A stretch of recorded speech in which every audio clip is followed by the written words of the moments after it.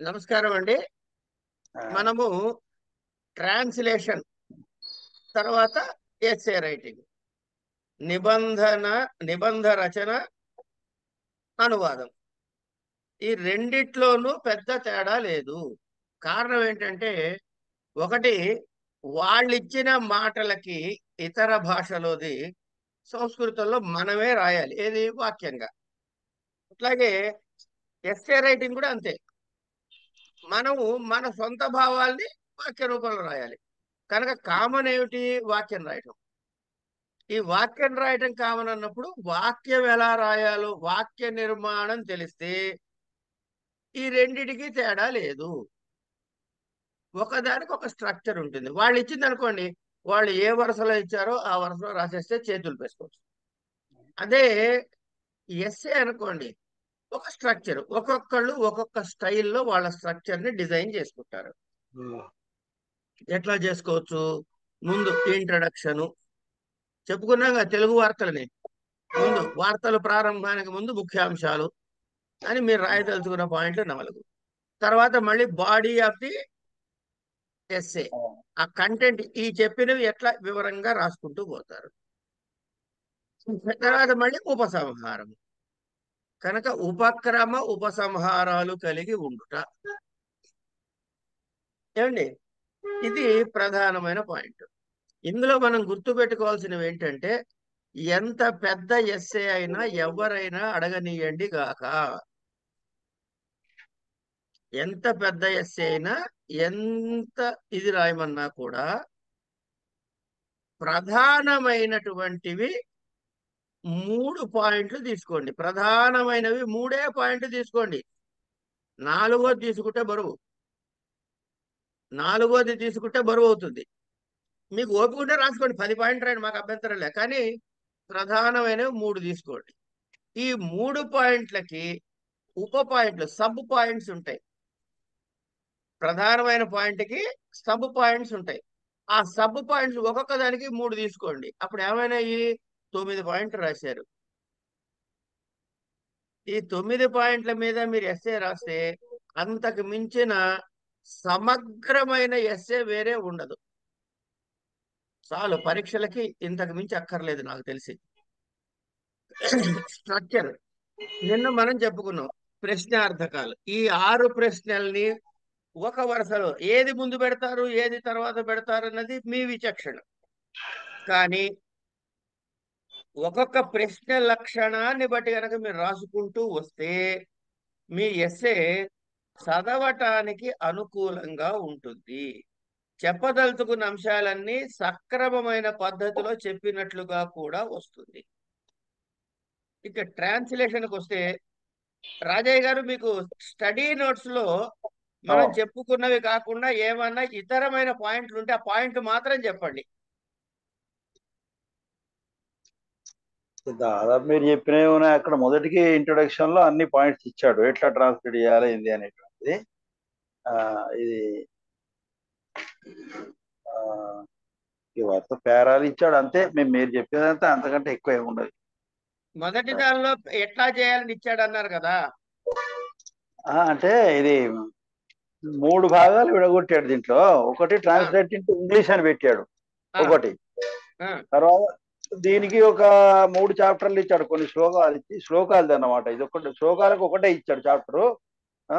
తర్వాత మళ్ళీ Sanskrit to English అని ఒక 3 చాప్టర్లు ఇచ్చాడు, ప్యాసేజెస్. 1 2 3 4, ఒక్కొక్క దాంట్లో 5 ప్యాసేజ్ చొప్పున ఇక్కడ 3 ఇచ్చాడు. 3 ఇచ్చాడు అన్నమాట చాప్టర్లు. 3 ఇచ్చి తర్వాత ట్రాన్స్లేట్ ఇంటూ సాంస్క్రిట్ అని ఇంకొకటి ఇచ్చాడు. సామాన్యంగా సంస్కృతం నుంచి తెలుగులోకి అనువాదం చేయడానికి సుభాషితాలు, సూక్తులే ఇచ్చాడు ఎక్కువ వరకు. రైట్. అవి కూడా భద్ర సుభాషితాలు, తర్వాత హితోపదేశం నుంచే ఇచ్చాడు. అదే మీరు ఒకసారి పాత క్వశ్చన్ పేపర్లని పరిశీలిస్తే ఎలాంటి పద్ధతిలో వాళ్ళు ప్రశ్నలు వేస్తున్నారు ఒక అవగాహన అదే ఖాయము, అవే చదువుకోండి అని చెప్పట్ల. ఎందుకంటే ఎంఏలో వాళ్ళు మనకి ట్రాన్స్లేషన్ ఇచ్చారంటే మనకి భాష అభివృద్ధి కావాలనే కదా. కనుక అక్కడ కూడా మనం బట్టి కొట్టి వెళ్ళి రాస్తే ఉపయోగం ఏముంది? మనం తప్పులు చేద్దాం, కావాలంటే తప్పులు పోతే పోనీగాక, కానీ మన సొంత ప్రయత్నంలో రాసేదాన్ని ప్రయత్నం చేద్దాం. ఓకే. ఇక్కడ ఈ ట్రాన్స్లేషన్ అయిపోయిన తర్వాత ఇందులో మీకు ప్రధానంగా కొన్ని సమస్యలు వస్తాయి. ఎట్లా అంటే birds of same feather flock together అనేది ఒక ఇచ్చాడు అనుకోండి, దాన్ని మీరు సంస్కృతంలో ఏం రాస్తారు? అదే ఆవిడ ఎద్దనపూడి సులోచనారాయణో లేకపోతే కోడూరు కౌశల్య జరిగితే ఒకే రకం ఈకగల పక్షులు ఒకే చోట ఎగురుతాయి అన్నట్టుగా నేను నవలో రాసేసారు ఆవిడ. వాళ్ళు ఎవరు రాశారు నాకు గుర్తుంది, కానీ చిన్నప్పుడు చదివిన నవలో ఈ మాట గుర్తుంది. ఇట్లా మార్చలేంగా, ఇది కాదుగా తాత్పర్యం. కనుక మనకి దానికి తెలుగులో అంటే సంస్కృతం రాస్తున్నాం కాబట్టి దానికి దగ్గరగా ఉన్నటువంటి సామెత గాని నానుడి గాని తెలిస్తే రాసుకోవచ్చు, తప్పులేదు. కనుక అదొకటి.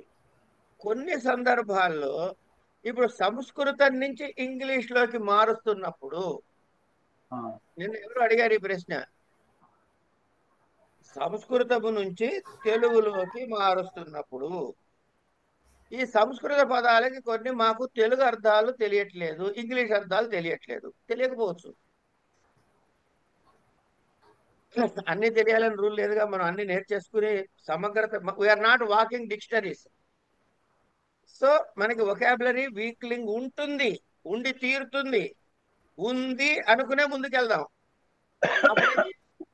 అంటే ఆ తెలియని పదం ఏది ఉందో అది మీరు అనువాదంలోకి తెస్తున్నప్పుడు ఆ సంస్కృతంలో ఉన్న పదం యథాతథంగా మీ వాక్యంలో రాసేయండి. కానీ దీన్ని కోట్స్ లో పెట్టాలి అంతే. అంటే ఇతర భాష ప్రయోగం చేసినప్పుడు అనువాదంలో ఆ ప్రయోగాన్ని కోట్స్ లో పెట్టడం అన్నది ఒక ఆనవాయితీ, ఒక ప్రాక్టీస్ ఉంది. కనుక అది తప్పు కాదు. అలాని దయచేసి ట్రాన్స్లేషన్ చేయమన్నారు, మా సార్ ఏమన్నా కోట్స్ లో పెడితే సరిపోతున్నారు అని చెప్పి ఈ వాక్యము అని చెప్పి వాడు ఇచ్చిన మొత్తం అంతా కోట్స్ లో పెట్టి అవుతుంది అని రాయకండి. మొదట ఇది, తర్వాత మొత్తం ఆ ప్యాసేజ్ యాసిడ్గా కోట్స్ అయ్యింది అని రాయకూడదు. ఎక్కడైనా మనకి తెలియకపోతే దాన్ని కోట్స్ లో పెట్టుకుందాం. ఇంకొకటి ముఖ్యమైన టిప్ ఏంటంటే, టిప్స్ ఇవన్నీను, దీనికి పాఠమే ఉండదండి. సమగ్రంగా పాఠం చెప్పడం అన్నది ఉండదు. అట్లీస్ట్ నాకు చేత కాదు, మహానుభావులు చెబితే చెప్పుదురుగాక, నాకు చేత కాదు. కొన్ని టిప్స్ మాత్రం చెప్పుకుంటాం ఈ ట్రాన్స్లేషన్ కి వాటికి. ఏంటి ఆ టిప్ అంటే, ఏ శబ్దము నేర్చుకోకుండా అనువాదం చేయటం అన్నది తప్పు కదా. కనుక ప్రధానంగా ఒక అకారాంత శబ్దము, రామ శబ్దము నేర్చుకునే ఉంటాం. ఇకారాంత రుకారాంతాలు నేర్చుకుంటే అయిపోయింది. ఎందుకంటే ఇకారం నుంచి ఉకారం మారటం పెద్ద విషయం కాదు. రుకారంలో చిన్న తేడా ఉంది కాబట్టి ఆ రుకారం కాస్త అర్రగా మారుతుంది కాబట్టి అది ఒక్క తేడాని కూడా గమనిస్తే అది కూడా హరిశబ్దము వీటిలాగానే మనం అండర్స్టాండ్ చేసేసుకోవచ్చు.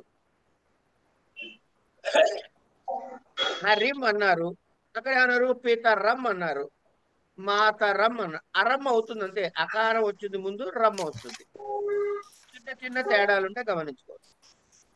చెప్పండి సూర్యనారాయణరావు గారు,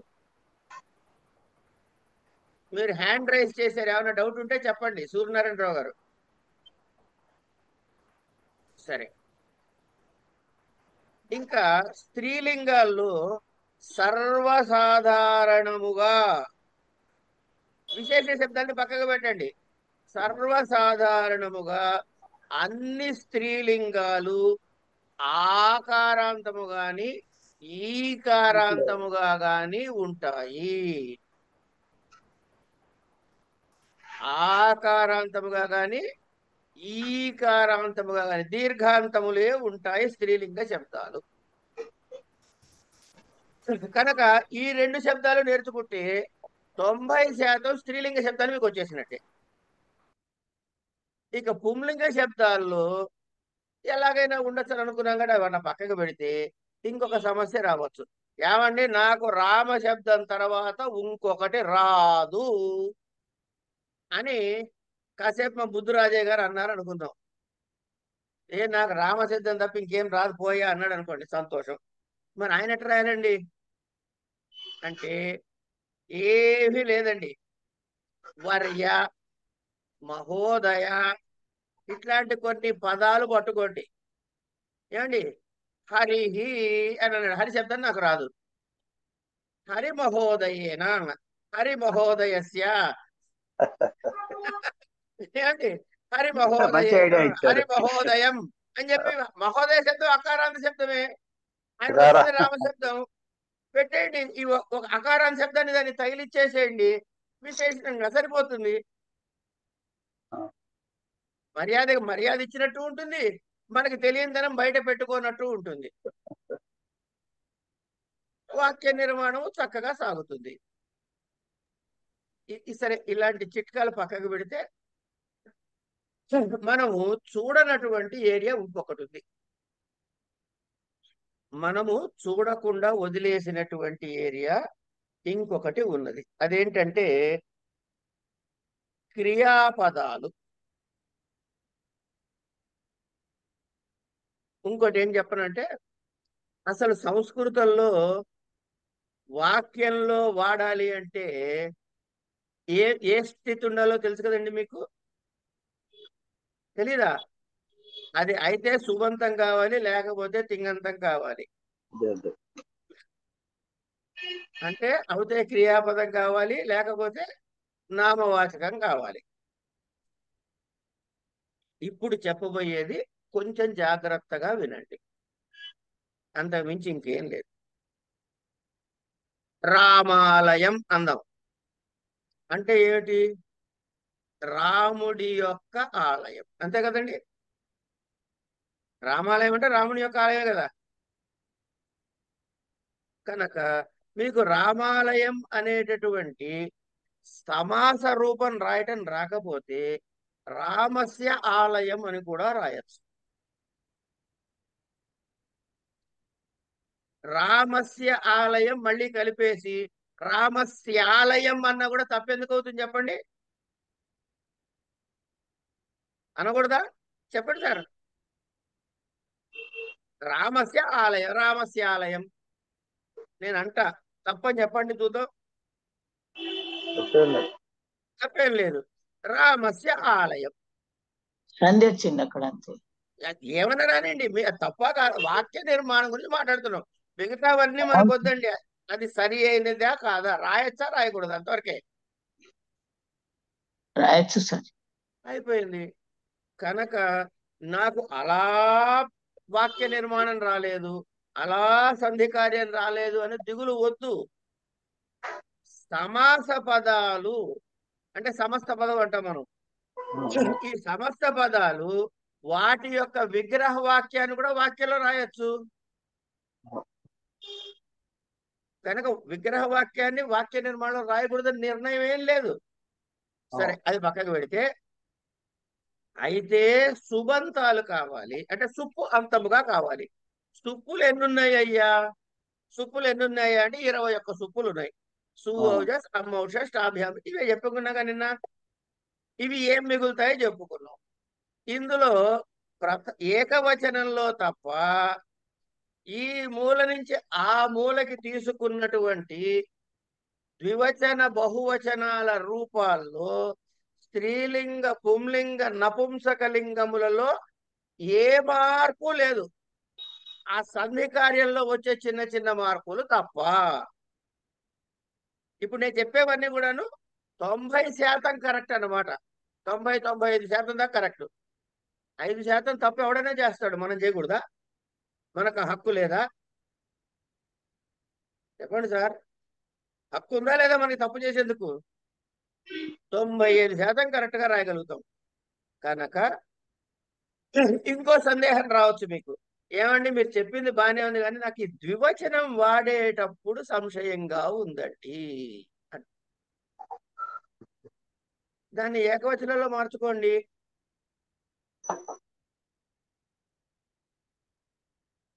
కదా. ఆ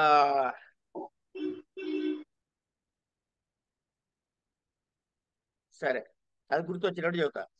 ఇక అయిపోయిన తర్వాత రెండవ పాయింట్ ఒకటి చెప్పాలండి ముఖ్యంగా. అందరూ కూడా అదేంటి డుక్రుయీకరణే అంటే ఏంటంటే అది ఆ వాక్యం ఏంటి చెప్పండి అమ్మా ఎవరైనా ఉంటే.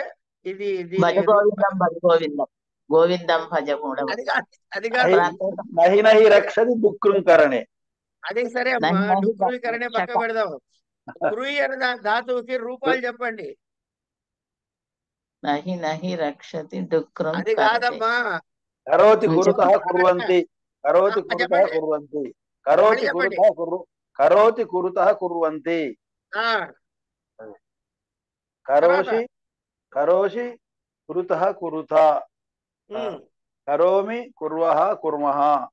ఆ, ఈ లట్ లట్ రూపాలు. లట్లు గిట్లు వద్దండి మనకి. ఆ, మనకు ఆ పేర్లతో మనం భయపడద్దు. ఆ. అట్లాగే పాస్ట్ టెన్స్ ఇక్కడ లో అయిపోయింది కదా. ఆ, అంటే ఎన్ని రూపాయలు రావాలి మీకు? 9. 9 రూపాయలు రావాలి. ఆ. 9 అది ఒక్కొక్క దాంట్లో 9, ఒక్క లకారంలో 9 వస్తాయి. 9 కాదు, నాకు కావాల్సింది 27 అనుకుంటా. చూడండి ఒకసారి. 9 రూపాయలు మీకు ఆ, వర్తమాన కాలంలో ఉంది. ఒక్క లకారం. 9 రూపాయలు భూతకాలంలో ఉంది.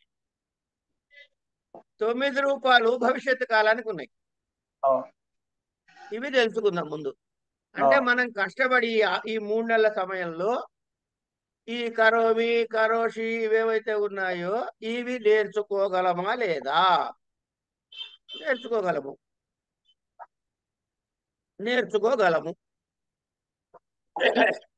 ఇది నేర్చేసుకుందాం. ఫస్ట్ పాయింట్ ఇది ఒక్క నిమిషం పక్కకు పెట్టండి. అంటే జీడిపప్పులు వేయించి పక్కన పెట్టాడు, తర్వాత కలుపుదాం పరవాన్నంలో. ఇప్పుడు పరవాన్నం వండడం దగ్గరికి పోదాం.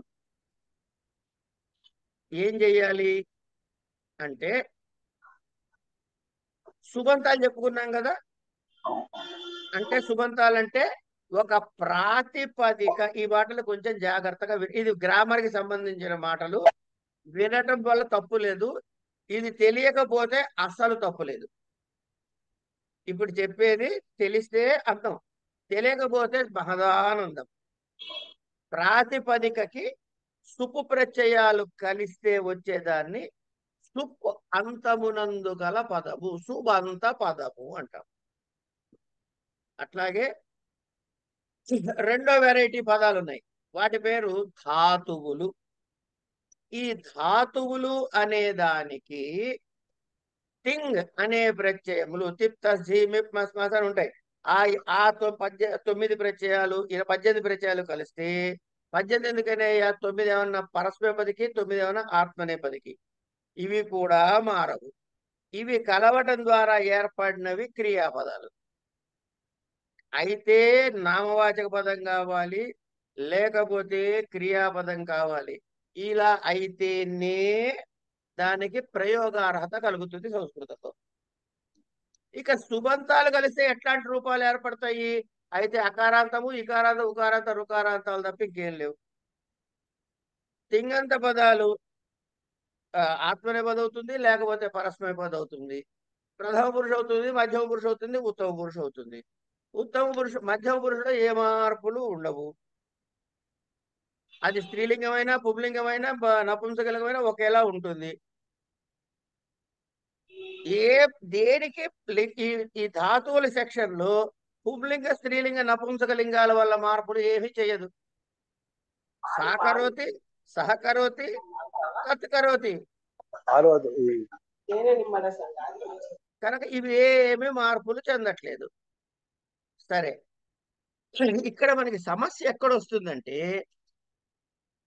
సుమారుగా 2000 ధాతువులు ఉన్నాయండి. సుమారుగా 2000 ధాతువులు ఉన్నాయి.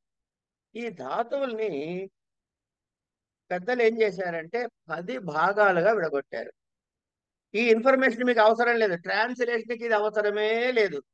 కానీ ఈ బేసిక్ స్ట్రక్చర్ ఐడియా ఉంటే మనం ఎట్లా మాటల్ని వాడుకోవచ్చో తెలియడం కోసం మాత్రం చెప్పబడుతుంది.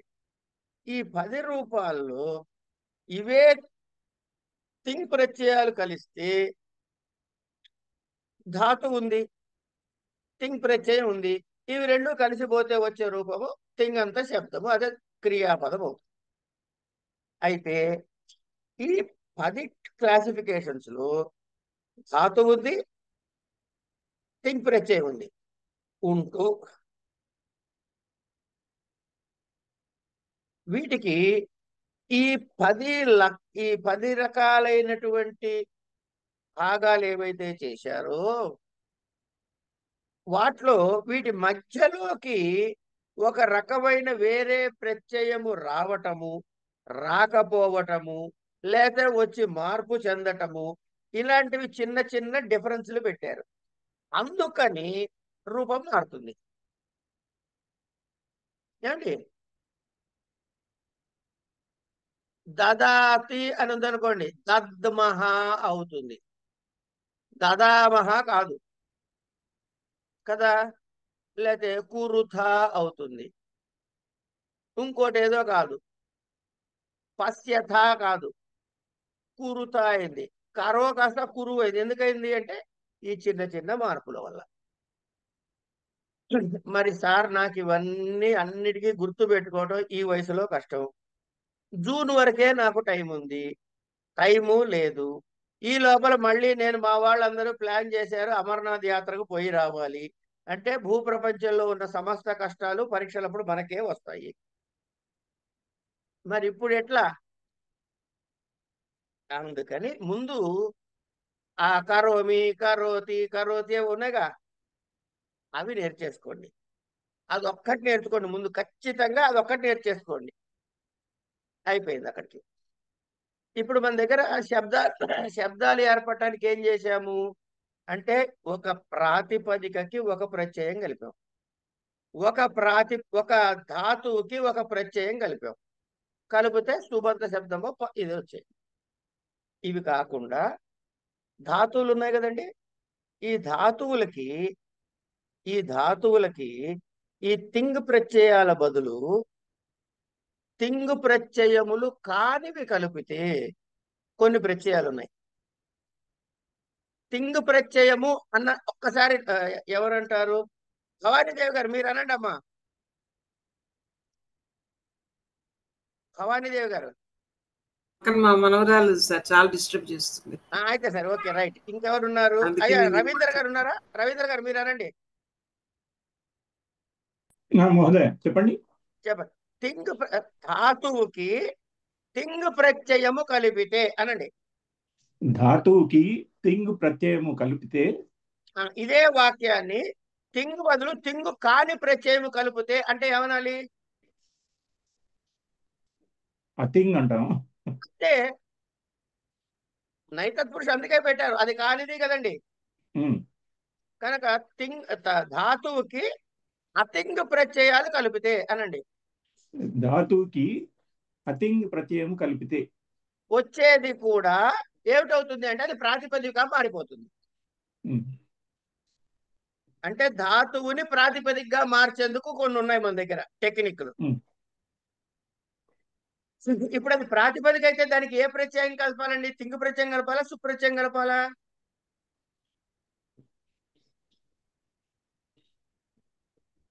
ప్రాతిపదిక కలిపే ప్రత్యయం పేరేంటి?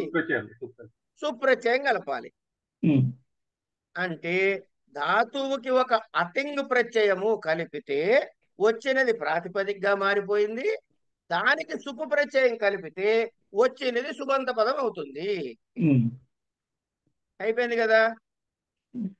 అట్లాగే ప్రాతిపదికకి కొన్ని రకాల ప్రత్యయాలు, సుప్రత్యయాలు కాకుండా కొన్ని రకాల ప్రత్యయాలు కలిపితే ఇంకొక ప్రాతిపదిక ఏర్పడుతుంది. వీటి పేర్లు దానికి నచ్చినది. ఏమిటండి? దానికి నచ్చినది. అంతే కదండి. ఇప్పుడు ఒక దానికి ఇంకొక సుబంధం కాకుండా వేరే ప్రత్యయం కలిపితే దానికి సంబంధించిందో, దానికి నచ్చిందో, దానికి సంబంధమైందో వస్తుంది కదా. ఈ వచ్చిన కొత్త ప్రాతిపదిక కూడా దానికి సంబంధించిందేనా? అవును అవును గురువు. ఒక ఒక ప్రాతిపదికకి సుపు కాకుండా వేరే ప్రత్యయం కలిపితే వచ్చినది కూడా ప్రాతిపదికే. దానికి సంబంధించిన ప్రాతిపదికేనా? అవును అవును గురువు. దానికి ఇష్టమైన ప్రాతిపదికేనా? అంటే సంబంధము ఇష్టం అన్ని ఒకటే కదంగా. అవును. సంస్కృతంలో ఏమంటారు? దానికి అంటే ఏమనాలి? తత్తు. దానికి ఇష్టమైన, దానికి సంబంధించిన అంటే హితమైన. రెండు కలిపి చెప్పండి వాక్యం. తద్హితం. అంతే. అంటే తద్ధిత ప్రత్యయాలు అంటే ఏమిటండి? దానికి సంబంధించిన, దాని నుంచి పుట్టినట్టు ఒక ప్రాతిపదిక. ఓహో. తద్ధితాలు అంటే ఏమీ లేవు, ఇదే. తత్హితము తద్ధితము. సంధి చేయటం వస్తే తెలుస్తుంది, సంధి విడగొట్ట వస్తే అర్థం అవుతుంది. ఏమండి? ఈ అతింగ్ అనే దానికే కృత్ అన్నారు, కృత్ ప్రత్యయాలు అన్నారు. కృత్ అతింగ్ అని ఒక సూత్రం రాశాడు పాణిని. కృత్ అని దేన్ని అంటారా అంటే అతింగులు అన్నట్టు అన్నిటికీ కృత్ అంటాను అన్నాడు ఆయన. కనుక ధాతువులు కలిపితే అయితే తింగ్ ప్రత్యయాలు వస్తాయి, లేకపోతే అతింగు ప్రత్యయాలు వస్తాయి. ఆ అతింగు ప్రత్యయాలు పోగు అన్నిటికీ కలిపి నేను కృత్ అని పేరు పెట్టుకున్నా అన్నాడు. అయిపోయింది. సరే, ఇవన్నీ వదిలేస్తే ఇవన్నీ ఎందుకు చెప్పేవరా నాయన, నువ్వు ఇప్పుడు మాకు పని లేక అని ప్రశ్న వేయాలిగా. లేదు, ఇది ఫండమెంటల్. మాకు అదేవో పెద్ద గ్రీక్ లాటిన్ లాంటివి ఈజీ మేడ్ ఈజీ చేశారు. ఇది క్లియర్ అయిందా ఇప్పుడు? అయింది గురుగారు. సరే, ఏం జరుగుతోంది ఇది అంటే దీన్ని మనం ఇప్పుడు చూద్దాం. ఏంటది?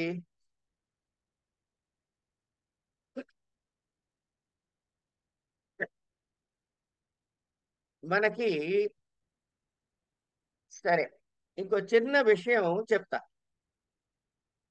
క్రూ అనే ధాతువు కదండి. క్రూ ఏదో చెప్తున్నాం కదా మనం, దాని పేరు ఏది? డుక్రూయీకరణలో క్రూ అనేది కదా ధాతువు. కృదంతాలు. కృదంతాలు కాదమ్మా, క్రూ అనే ధాతువు తీసుకున్నాం. కరోతి అవుతుంది కదా, కురు నుంచి ధాతువు మరిసే కరోతి కరోతి కరోతి, కురుత, ఇవన్నీ ఏమిటవి? క్రియాపదాలే కదా. క్రియాపదాలేనండి. క్రియాపదాలు. ఈ క్రియాపదాల నుంచి మనము వాటిని సుబంత పదాలుగా మార్చుకునే పని మొదలెడదాం. ఇప్పుడు ఎట్లా చేయొచ్చు అంటే, ఇప్పుడు క్రూ అనేటటువంటి ధాతువునే తీసుకుందాం, ఇంకేం తీసుకోవద్దు మనం. దానికి తా అనే ప్రత్యయం, ఇది ఏ ప్రత్యయం అవుతుంది అంటే కృదంత ప్రత్యయం అవుతుంది. అంటే అతింగ్ ప్రత్యయం అవుతుంది. అవుతే ఏమిటవుతుంది అంటే ధాతు ఏ విధంగా మారిపోతుందండి? ప్రాతిపదికగా మారిపోతుంది. దానికి సుప్రత్యయాలు చేరిస్తే శబ్దం ఏర్పడుతుంది.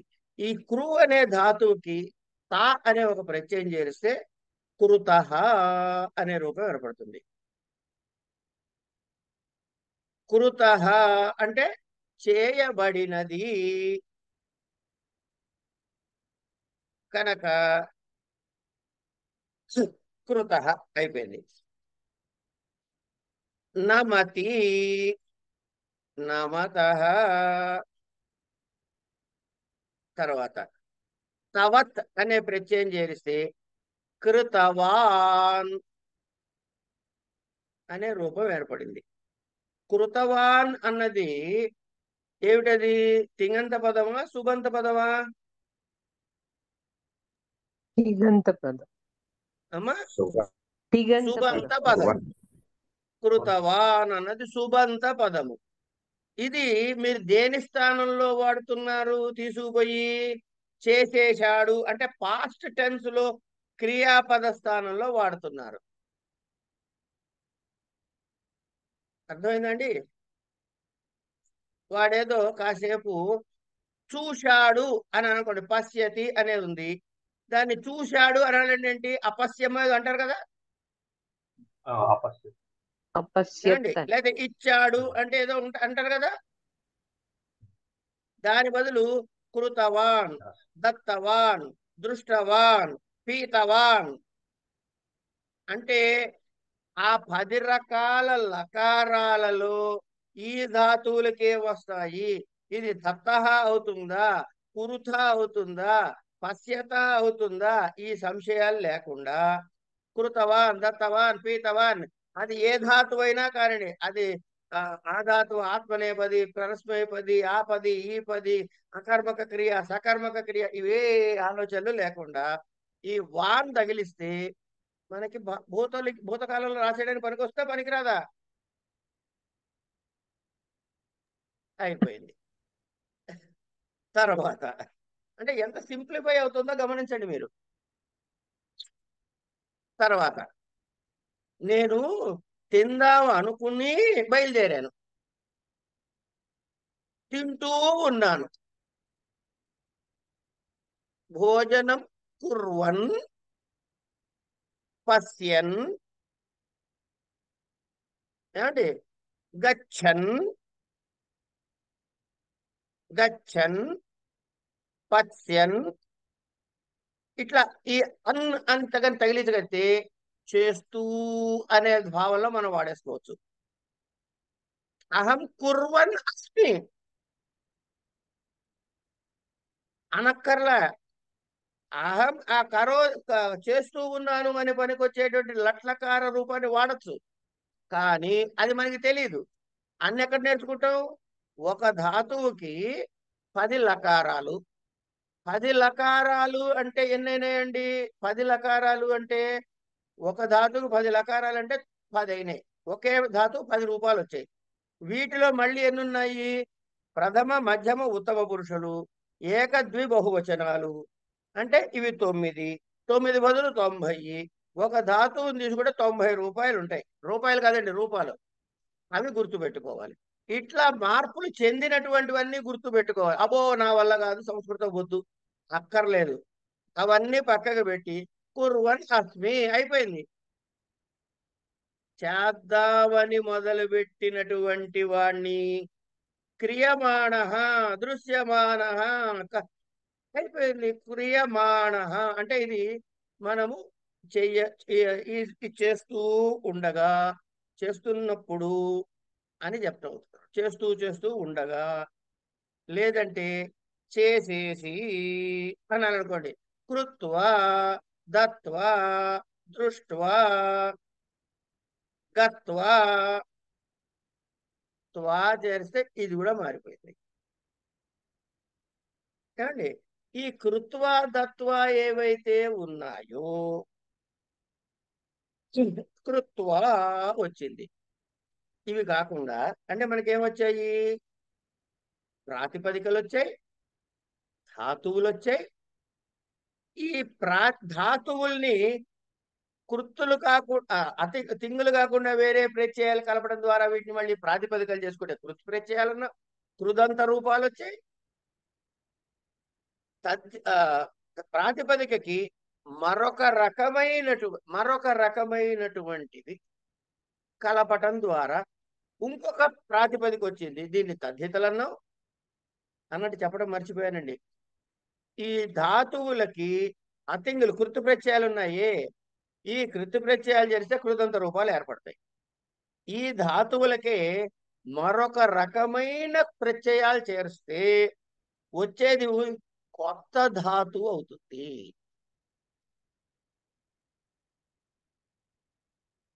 ఏమండి కొత్త ధాతువు అంటే వెరసి ఏంటంటే అయితే ప్రాతిపదికాలు లేకపోతే ధాతువు కావాలి ఇంతవరకు రాసేసుకోండి.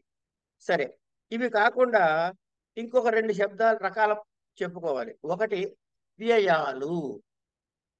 అవ్యయము అంటే వీటికి ఏమిటో తెలుసు మనకి. ఇంకోటి ఏంటంటే అవ్యయాలు కాకుండా ఉపసర్గలు అంటారు. ఉపసర్గలు అంటే ఇవి ముందు కలుపుకుంటాము. ఇవి కలిపినప్పుడు వేరే అర్థం చెబుతుంది. హార, హారము అన్నాం అనుకోండి. హారహ అంటే దండ. దాని ముందు ఉప అనే ఉపసర్గ చేర్చి ఉపహార అంటే ప్రహార అంటే వేసి కొట్టడం. ఏమండి ఇట్లా ప్రహార, ఉపహార, ఇట్లా రకరకాల ఈ హారం అట్లాగే ఉండి ముందు తగిలించడం ద్వారా మారిపోతే వీటిని ఉపసర్గలు అంటారు. 21 ఎన్నో ఉన్నాయి. ఇలా ఈ ఉపసర్గతో కలిసిన క్రియాపదం ఉన్నప్పుడు కృత్వా అని ఈ ఉపాన్ని చేర్చామనుకోండి, కాసేపు ఉపకృత్వా అనకూడదు. అప్పుడు మాత్రం ఆ త్వా స్థానంలో యా వస్తుంది. ఉపకృత్య ఆగమ్య అంటాం. గత్వా ఏమండి, అదేంటి గచ్చతి అన్నాము. గచ్చతి వస్తున్నాడు ఏంటంటే ఆగచ్చతి అన్నాం. అంతా అన్నాం కదా అని గత్వా అన్నాం కాబట్టి ఆ గత్వా అనకూడదు. ఎందుకంటే ఆంగ్ అనేటటువంటి ఈ ఉపసర్గ కలవటం వల్ల ఈ త్వాగు స్థానముల్లో యా వస్తుంది. ఆగత్య అనాలి అంతే. అంటే ఏమిటి? వచ్చి, చేసి, చూసి, విని, శృత్వా, దృష్ట్వా అంతే. ఇది అయిన తర్వాత నేను చేయుటకు, తిరుటకు, పనుటకు, కృతం, మయా కృతం, మయా దత్తం, మయా ఇట్లా అంతే. ఇది అయిన తర్వాత ఇంకోటి ఉంది. ఇది చేసే తీరాలు అనే లో వాడాలంటే కృ ప్లస్ రెండు ధాతు ప్రత్యయాలు ఉన్నాయి. ఏమిటది? తవ్య, అనీయర్ అని. అంటే కర్తవ్య, కరణీయ, కార్యం అని 3 రకాల ప్రత్యయాలు దేనికి వాడతాం? చేసి తీరాలి, చెయ్యాలి అని చెప్పడం కోసం. ఏమండి? దాతవ్య, దానీయ, దానీయం, దేయం, గమనీయ, గంతవ్యం. ఇట్లా ఈ తవ్య, అనీయర్ అనే ప్రత్యయాలు అని చెయ్యాలి అనే అర్థం వస్తుంది. ఇంకోటి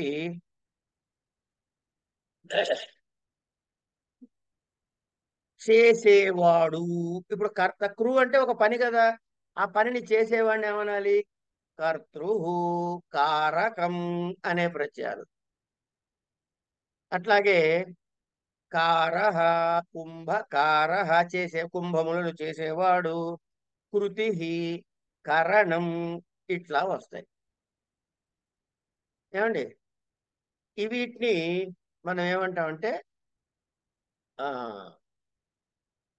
కృదంత రూపాలు అంటారు. ఈ ఈ ఈ బ్లాక్ నేర్చుకోగలిగితే ఏది ఏవేవి? కృతః, కృతవాన్, కుర్వన్, క్రియమాణః, కృత్వా, ఉపకృత్య, తర్వాత కృతం, కర్తవ్యం, కరణీయం, కార్యం. ఏమండి? నమనం ఇట్లా చెప్పండి. నమనం అట్లా మీకు తెలిసిన కొన్ని పదాలకి చెప్పండి. దానం, నమనం, ఇంకా ఒక 4-5 చెప్పండి అమ్మా ఎవరైనా. వచనం, గమనం, ధావనం, పఠనం, భాషణం, చర్వణం. చర్వణం అక్కడ ఆగితే వాటి ధాతు క్రియారూపాలు చెప్పండి. పఠతి, వదతి, ధావతి, గచ్చతి, నమతి, దదతి, దదతి, పఠతి. ఇవన్నీ ఉన్నాయి కదా. వీటికి అవునండి. ఒక్క నిమిషం అమ్మా. వీటికి 90 రూపాయలు కాదండి, రూపాయలండి బాబు, రూపాయలు. 90 రూపాయలు నేర్చుకోవటం కష్టమా? లేకపోతే ఇవన్నీ నాకు వద్దయ్యా, ఈ కొత్త పెట్టుకుని కొత్త రూపాలు ఎందుకు? నమనం, వదనం, దదనం, ఇవన్నీ దర్శనం ఇవన్నీ ఉన్నాయి కదా. ఇవి తేలికే కదా నేర్చుకోవటం ఏ రూపానికైనా. దేనికి దేనికి ఏమండి దదతి అనే బదులు దదాతి దదతి దద్మః ఇవన్నీ రకరకాలు తెలియకపోతే హాయిగా నమనం కరోమి నమనం కరిష్యతి నమనం కుర్త అయిపోయా.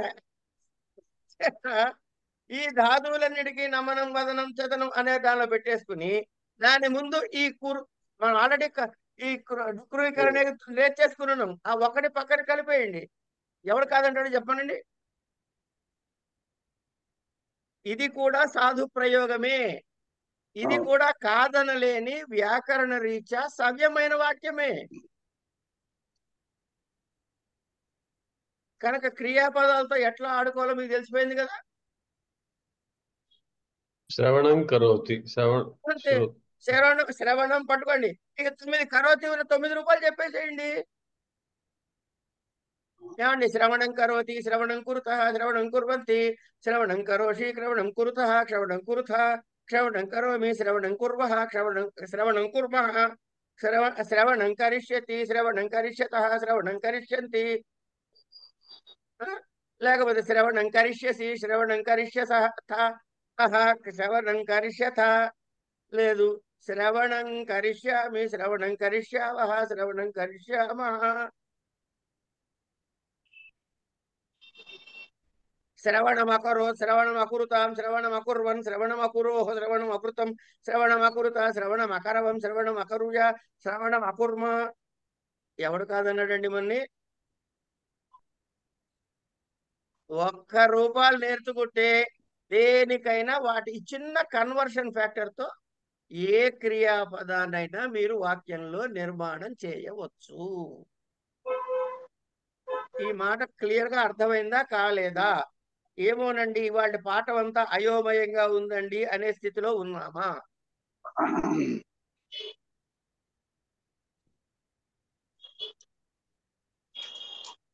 హస్తలామలకంగా ఉంది. ఏమండి హస్తలామలకంగా ఉంది.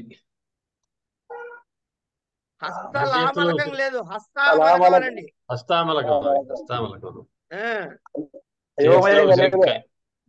అయోమయంగా లేదు, అమృతమయంగా ఉంది. అది అందుకండి అయోమయం బదులు స్వర్ణమయం అనండి. అయం అంటే అయహ అంటే ఇనుము కదా. అదే అందుకోసం స్వర్ణమయం అనవచ్చు. అవి స్వర్ణమయీ లంక నమే రోచతి అని చెప్పి పక్కన పాడేయకండి ఈ పాఠాన్ని. సరే అంచేత అయిపోయింది. ఇక్కడికి ఈ క్లాస్ తర్వాత మళ్ళీ మనం అనువాదాలకి నిబంధనలకి క్లాస్ చెప్పుకోవాల్సిన అవసరం లేదు అని నేను అనుకుంటే ఇంకొక 4-5 మాటలు చెప్పి ఇవాళ క్లాస్ని కంక్లూడ్ చేసుకుందాం. గుర్తు పెట్టుకోవాల్సిన విషయాలు. తాను ఉత్తమ పురుషు వాడాలి. ఇంకోటి ఏంటంటే అండి, దయచేసి వ్యాకరణ పదాలతో నేర్చుకోకండి. ఇక్కడ ఉత్తమ పురుషు వాడాలి, ఇక్కడ మధ్యమ పురుషు వాడాలి, ఇట్లాంటి వద్దు. ఇక్కడ కురుతః వాడాలి, ఇక్కడ ఏమైనా కరోమి వాడాలి అని చెప్పుకోండి. ఎందుకంటే వ్యాకరణంతో రాయడం మొదలెడితే ఒక జీవిత కాలంలో రాయలేవు. ఎట్లా అంటే మా రాజయ్య గారికి బాగా తెలుస్తుంది ఈ విషయం. ఎవరికైనా సరే ఉత్పలమాల పద్యం రాయవయ్యా అంటే భరణ భరవా అని ఇచ్చేస్తే భగడం అంటే ఏమిటి అని లెక్క పెట్టుకుంటే వాడు చచ్చిన పద్యం రాయలేడు. భరణం అంటే గురువు రావాలి అని వచ్చింది అని ఏదో రాసుకుని ఎన్ని ముక్కలు రాయాలి? 9 ముక్కలు 10 ముక్కలు రాయాలి. ఇది అయ్యే పని కాదు. దాని బదులు ఒక లయని పట్టుకున్నాడు అనుకోండి. ఏదో శార్దూల పద్య పదం ఉంది, లా లా లా లా లా లా లా లా లా లా అన్నాడు అనుకోండి. నీవా నాకిట చెప్పుట అని ఏదో పద్యం రాసుకుంటూ పోతాడు ఆయన. ఏదైనా రాసేది ఆ వరుసలో. అట్లాగే ఈ గ్రామాటికల్ నోట్స్ తోటి దయచేసి మాట్లాడటం కానీ రాయటం కానీ ప్రాక్టీస్ చేయకండి. అవి తెలుసుకుని ఉండటం మంచిది, కానీ దాని ఆధారంగా నిర్మాణం చేసే ప్రయత్నం చేయకండి. స్ట్రైట్ ప్రయత్నం చేయండి. తర్వాత శబ్దాలకి ఏముంటాయంటే లింగం ఉంటుంది, విభక్తి ఉంటుంది, వచనం ఉంటుంది. ఈ 3 లేకుండా ఉన్న వాటిని అవ్యయము అంటారు అని అంటారు. ఈ 3 లేకుండా ఏది ఉండదండి. ఎందుకంటే ఈ లింగ విభక్తి వచనాలు ఉండేటటువంటివి చెప్పకపోతే అది సుబంధ పదం కాదు. సుప్రత్యయం చేర్చి తీరాలి కనుక సుప్రత్యయం చేరి రాలిపోతుంది. కనుక రాలిపోయినా అక్కడ అది ఉన్న పవర్ని చూపిస్తుంది. అందుకనే అవ్యయాలకి తూ చా ఇట్లాంటి వాటికి ఏ, తూ తున తుభ్యాం తుస్య ఏ ఉండవు. తూ అంతే. కనుక లింగ విభక్తి వచన శూన్యము అన్నారు, లేనివి అని అంతే, అక్కడ కనపడవు. ఇవి నామవాచకాలు సర్వనామాలు చెప్పేసుకున్నాం, సుప్రత్యయాలు చెప్పేసుకున్నాం. ఏమండి, ఇద్దరు రాములు రామవు అనాలి. లేదు, ఎప్పుడు రామవు అని ఎందుకు అనాలండి? భరతరామవు అనొచ్చు, సీతారామవు అనొచ్చు. ముందు ఉన్నటువంటి ప్రాతిపదికకి స్త్రీలింగ పుంలింగ నపుంసకలింగాలు లేవు. ప్రాతిపదిక ఏమున్నాయి? స్త్రీలింగం లేదు, పుల్లింగం లేదు, నపుంసకలింగం లేదు. కనుక ఆ ముందు సీతారామవు అనొచ్చు, రామ లక్ష్మణ భరత శత్రుఘ్నవు అనొచ్చు, శత్రుఘ్న అనొచ్చు, భరత లక్ష్మణ శత్రుఘ్న రామాహ అనొచ్చు. ఇట్లా ఎన్నైనా చెప్పుకోవచ్చు. విభక్తులు తెలిసిపోయినాయి. 90% స్త్రీలింగాలన్నీ దీర్ఘాంతాలే, 90% పుంలింగాలన్నీ విసర్గాంతాలే, 90% నపుంసకలింగ శబ్దాలన్నీ అనేది జ్ఞానం అట్లా ప్రారంభమవుతాయి. మిగతా కొన్ని మార్పులు ఉంటే వాటిని పట్టించుకోవద్దు. తెలిస్తే సంతోషం, తెలియకపోతే మరీ సంతోషం. ధాతువులకి క్రియాపదాలంటాయి, వాటికి ఏమన్నా పరస్మయపదులని ఆత్మనేపదులని రెండు రకాలు. వాటి రూపాల్ని నేర్చుకో. ఒక పరస్మయపద ధాతువు, ఒక ఆత్మనేపద ధాతువు నేర్చుకుంటే చాలు. ఏమండి, తర్వాత అవ్యయాలు ఏమిటి? అపి, చ, ఇవ, ఖలు, తు, విహాయ, విహస్య, విహాస్య, కథం ఇట్లాంటివి కొన్ని ఉన్నాయి. అయిన తర్వాత మనం గుర్తు పెట్టుకోవాల్సింది ఏంటంటే ఏకవచనము బహువచనాల దగ్గర జాగ్రత్తగా ఉండాలి. ఉత్సవ అస్తి, ఉత్సవాహ సంతి అనాలి. ఈ ప్రథమలో ఏదుందో ఆ ప్రథమలో ఉన్నది ఏ వచనంలో ఉందో అదే వచనంలో క్రియాపదాన్ని ఉంటే అదొక్కటి చూడండి చాలు. అట్లాగే విశేషణ విశేష్యములలో విశేష్యము ఏ విభక్తిలో ఉంటే విశేషణములు అదే విభక్తిలో ఉంటాయి. సుందర నగర, సుందరే నగరే, ప్రాచీనే నగరే, ప్రాచీనం నగరం, సుందరం నగరం. ఇవి రాసినప్పుడు ఇది ఒక చిన్న టెక్నిక్ చెప్తా వినండి. సుందర నగర, సుందరే నగరే అన్నాం. ఈ రాసినప్పుడు సుందరే వేరేగా రాయాలి, స్పేస్ ఇచ్చి నగరే రాయాలి. నాకు ఈ సుందరేకి విభక్తులు తెలియవండి, ఓకే, ఏం కంగారు లేదు. సుందర తీసుకో, కలిపి రాసేయి. సుందర నగర, సుందర నగరే, సుందర నగరం. నేను సుందర మార్చట్లా, ఎందుకు రెండు కలిపి రాసా కాబట్టి, అంటే సమాసం చేశా. కనుక సమస్త పదంగా చేస్తే ముందు వాటి యొక్క ఆ విభక్తి రూపాలు మనకి తెలియాల్సిన అవసరం లేదు. సుందరాభ్యాం నగరాభ్యాం అనాల్సి వచ్చింది అనుకోండి, సుందర నగరాభ్యాం అని కలిపి రాసేయండి.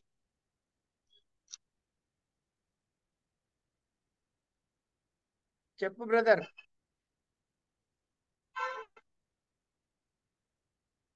అయిపోయింది అక్కడికి. సుందర నగరం, సుందరే నగరే ఎట్లా వాడుకోవాలో తెలిసిపోయింది. ఇవైన తర్వాత త్వమ్ము, నువ్వు, నేను. నువ్వంటే ఏమిటో నేనంటే ఏమిటో ఏమి మార్పులు ఉండవండి. అది స్త్రీ పుం నపుంసకలింగాలు దేనికైనా నువ్వు నువ్వే, నేను నేనే.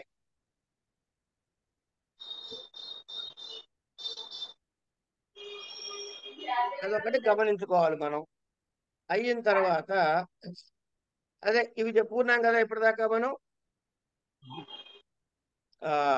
దాని పేరేంటి, కృదంత రూపాలు కొన్ని చెప్పుకున్నాం.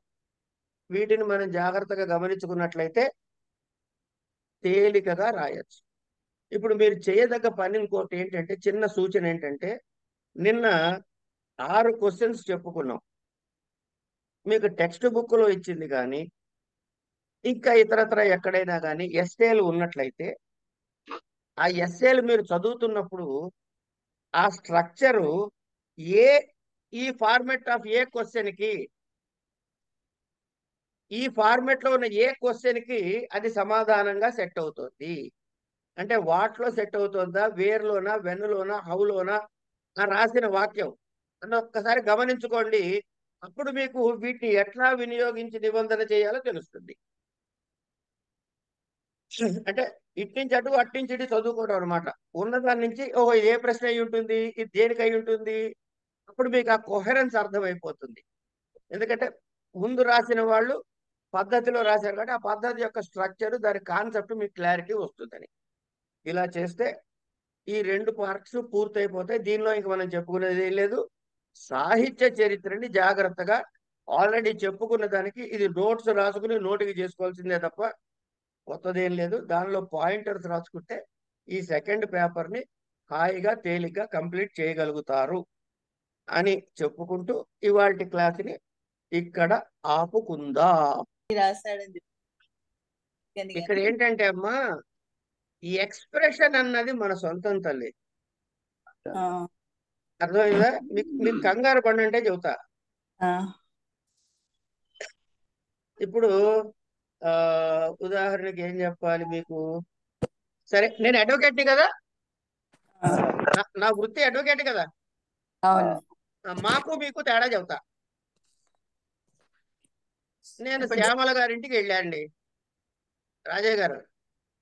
చెప్పండి. శ్యామల గారింటికి వెళ్తే ఆవిడ ఏం చేశారంటే, సార్ వచ్చారు కదా అని చెప్పి ఒక కమలా ఫలం తీసుకొచ్చి నా చేతిలో పెట్టి, గురువు గారికి మీ ఇష్టం ఏమైనా చేసుకోండి, మీరు తినండో తింటారో మీ ఇష్టం అని చెప్పి నా చేతిలో పెట్టిస్తున్నాడు. అంటే నువ్వు తింటే తిను, మీ పిల్లలకి ఇస్తే ఇచ్చుకోని ఆవిడ ఉద్దేశం. ఏమ్మా అంతే కదా?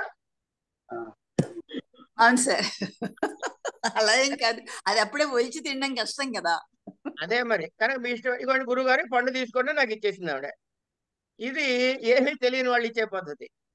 అదే అడ్వకేట్ ఇచ్చాడు అనుకోండి, వాడు ఏం చెబుతాడంటే, ఇదిగో ఇది కమలా ఫలము, కమలా ఫలం అనగా ఫలానా జాతికి చెందిన వృక్ష సంపదలో ఉన్నటువంటి ఒకానొక వృక్ష విశేషమైన కమలా వృక్షము యొక్క తాలూకు పండగ వచ్చిన పండును నేను ఫలానా అనగా ఫలానా ముద్దు రాజయ్య గారు అనగా వాళ్ళు సో కొనగా డబ్బులు ఇచ్చి స్వయమేగా సొంత డబ్బులతో ఇచ్చి కొనగా నా సొంతమైన ఈ పండుని మీకు తొక్క ఒలుచుటకు కానీ, పిండుటకు కానీ, రసం తీయుటకు కానీ, గింజలు తినుటకు కానీ, మీరు గాని మీ తాలూకు వారు గాని ఎవరైనా తినుటకు, నములుటకు, అవతల పారేయుటకు, ఇట్లా 100 కిలోమీటర్లు చెప్పి సర్వ హక్కులు మీ యందు నా యందు గల సర్వ హక్కులు సంక్రమింపజేయటమైనదని ఇస్తాను.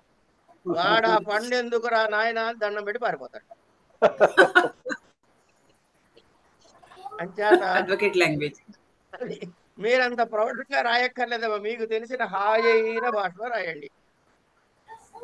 అజ్ఞానంగా ఉన్నాం, అజ్ఞాన భాష మన భాషలో మనం రాసుకుందాం. అంతే అంతే. అది పెద్దవాళ్ళ భాష, వాళ్ళు మాట్లాడే భాష. అది తప్పు అని పొరపాటు కూడా అనొద్దు. అది మనకి చేతకానితనాన్ని చెప్పుకుంటున్నాం మనం. అలా రాయలేకపోవడం మన చేతకానితనం, అంతేగాని అది తప్పు, అది ఏం అవసరం లేదు అని అనట్లేదు నేను.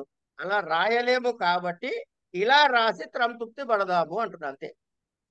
సరే సార్, ఓకే, రైట్. నమస్కారం అండి అందరికి. మహోదయ, చిన్న సంశయం అండి, అంటే మర్చిపోయాను నేను. ఈ కృతవాన్ అవి ఉన్నాయి కదండి ప్రత్యయాలు, వాటికి పక్కన అసలు మనం రాయం కానీ ఒక క్రియ ఉంటుంది కదండి, కృతవాన్ అస్మి అను, కృతవాన్ అస్తి అను, అలా ఉంటుందా? అప్పుడు ఏ టెన్స్ లో రాయాలి అన్నది డౌట్ వచ్చింది నాకు. అది ఎవరో ఒకసారి విన్న గుర్తు నాకు. మీరు అవి కూడా ప్రాక్టీస్ చెయ్యాలి, కృతవాన్ అనేది అసలు పూర్తిగా క్రియాపదం కాదది, అందుకని అది అధ్యాహారం చేసుకుంటాం మనం, రాయం కానీ అని అన్నారు. అందుకని అది మరి మర్చిపోయాను. ఎవరు చెప్పారు మీకు? ఏదో వ్యాకరణ పాఠంలో విన్నారన్నమాట. అవునండి, వ్యాకరణ పాఠంలోనే విన్నాను. నేను ఇక్కడ వ్యాకరణ పాఠం చెప్పట్లే మీకు. అధ్యాహారం చేసుకొనట అంటే లేనిది ఉన్నదిగా ఊహించుకొనుట, అంతే కదా? అంతే అంతే. అంటే అక్కడ అస్తి అని, కృతవాన్ అస్తి అని కృతవాన్ అస్మి అనాలి. ఓకే, అనకపోయినా ఉన్నట్టుగా భావించుకుంటున్నావా లేదా? అవునవును, భావించుకుంటున్నాము. అందుకని భావించుకున్నాం కాబట్టి భావించుకున్నట్టుగానే ఉందాం. అంటే నాకు వచ్చిన డౌట్ లేదు, కృతవాన్ అనేది పాస్ట్ టెన్స్ కదా, అస్మి అంటే మళ్ళీ ప్రెజెంట్ టెన్స్ కదా అని డౌట్ వచ్చింది, అందుకంటే. అనుమానాలు మీ డౌట్ కరెక్టే, కానీ డౌట్ వల్ల కొత్త డౌట్ వచ్చేందుకు ఆస్కారంగా ఉండేది డౌట్ కాదు. సరే మిగతా వాటిని వదిలేయండి. ఓకే కురుతావా అండి. అని చెప్పేసి వదిలేసేయండి. అది వ్యాకరణ రీత్యా అనుకొని ఇవ్వబడింది. ఓకే నిజానికి అక్కడ అస్మి అస్థి ఇవన్నీ ఉండాలి, ఓకే కానీ అవి లేకపోయినా తప్పు లేదు. అంటే ఏం చెప్పారు, ఎక్కడ క్రియాపదం లేకపోయినా అసధాతువు మీద వచ్చే క్రియారూపాల్ని వాడుకోవాలి. ఓకే ఏమ్మా అవునండి. అది అది అది టర్మ్స్ గురించి డౌట్ వచ్చింది అంతే. ఏం భూతకాలం ఏమొద్దు, అంటే డౌట్లొద్దు, భూతకాలం. డౌట్లన్నీ గూట్లో పెట్టుకోవాలి. మన ఇష్టం వచ్చినట్టు రాసేద్దాం. మహా అయితే కష్టపడేది ఎవరు, దిద్దేవాడు కష్టం, మనకు కాదు. మీరు ఇక్కడ గుర్తు పెట్టుకోవాల్సింది ఏమిటంటే, ఒక తెలుగు సామెతని పొరపాటు కూడా మర్చిపోకుండా గుర్తు పెట్టుకోండి. కాకి పిల్ల కాకికి ముద్దు ఉందా లేదా ఈ సామెత? ఉందండి. ఉంది. మన వాక్యము మనకి ముద్దు. మన ఏది రాసినా అదే అందమైన వాక్యము. ఇంతకు మించిన అందంగా ఇంకెవరు రాయలేరు అనుకుని రాసేయండి. మహా అయితే మొదటి 4-5 వాక్యాలు 4-5 పేరాలో తప్పులు రాస్తారు. 5వ పేరా నుంచి మీరు రాయమన్నా తప్పులు రాయలేరు. కనుక 10వ సారి పరీక్షలో రాసేటప్పుడు సవ్యంగా రాయాలి అనుకుంటే, ఇక్కడ తప్పు రాయకుండా ఉండాలి అనుకుంటే, ఇంటి దగ్గర ఒక 10-15 తప్పులు తొరకలతో రాస్తూ ఉండండి. వద్దన్నా సర్దుకుని సరి అయిన బాటలోకి వచ్చేస్తారు. పరీక్ష టైంకి కరెక్ట్ అయిపోతారు. ఓకే ధన్యవాదాలు.